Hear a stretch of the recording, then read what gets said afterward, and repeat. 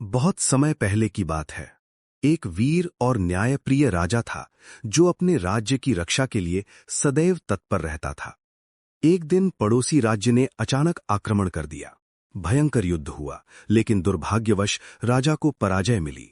घायल अवस्था में वो अपने कुछ सैनिकों के साथ जंगल की ओर भाग गया।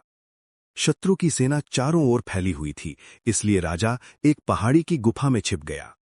गुफा में बैठा राजा अत्यंत निराश था। उसे बार बार अपनी हार याद आ रही थी और मन में विचार आ रहा था कि अब सब कुछ समाप्त हो गया है। तभी उसकी दृष्टि गुफा की छत पर चढ़ती हुई एक छोटी सी मकड़ी पर पड़ी। वो मकड़ी बार बार ऊपर चढ़ने की कोशिश कर रही थी, लेकिन हर बार फिसलकर नीचे गिर जाती थी। राजा ने ध्यान से देखा। मकड़ी एक दो बार नहीं बल्कि कई बार गिरी, फिर भी उसने प्रयास करना नहीं छोड़ा। वो बार बार उठती, फिर से जाल बनाने की कोशिश करती।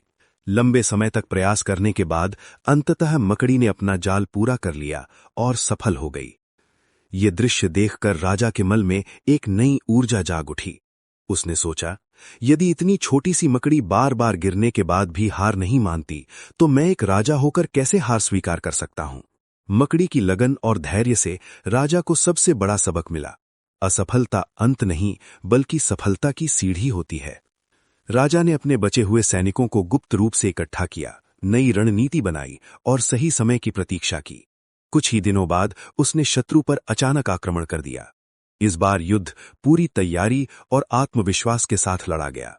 अंततः शत्रु सेना पराजित हुई और राजा ने अपना राज्य वापस प्राप्त कर लिया। इस प्रकार एक छोटी सी मकड़ी ने राजा को हार से जीत तक का मार्ग दिखा दिया। कहानी हमें सिखाती है कि निरंतर प्रयास और धैर्य से असंभव भी संभव हो सकता है।